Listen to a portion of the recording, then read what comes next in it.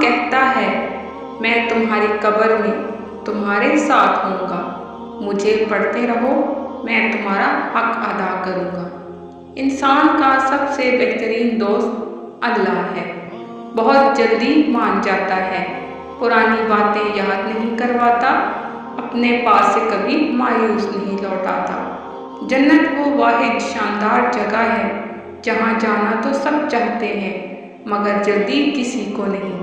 عام طور پر یادیں نڈھال کرتی ہیں مگر ایک یاد ایسی ہے جو نڈھال کرتی ہے اور وہ ہے اللہ کی یاد۔ انسان جب کچھ برا کرتا ہے تو دائیں بائیں آگے پیچھے اچھی طرح دیکھ لیتا ہے، بس اوپر نہیں دیکھتا۔ ہدایت اور اللہ کی محبت دو ایسی چیزیں ہیں جو انسان کو مانگے بغیر نہیں ملتی۔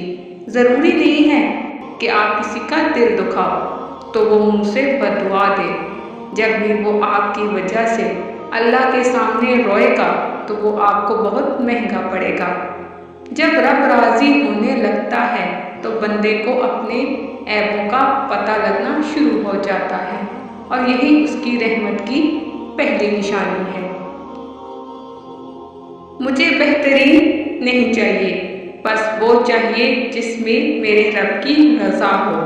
اللہ سے دوستی کے بعد پھر ایک وقت آتا ہے جب آپ کو تنہائی سے ڈر نہیں لگتا، اکیلے رہنا برا نہیں لگتا، آنکھ میں سے لوگوں کی وجہ سے آنسو نہیں گرتے، ہونٹوں پر ہر وقت مسکراہٹ رہتی ہے، ہم سے کوئی بات کرے یا نہ کرے دل مطمئن رہتا ہے۔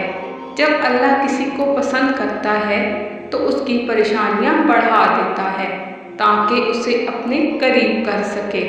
بہترین لوگ بہترین نیت رکھتے ہیں جس کی وجہ سے اللہ ان کے تمام کاموں کو سنوار دیتا ہے، اور جس کام کو رب سنوار دے اسے کوئی بندہ کیسے بگاڑ سکتا ہے۔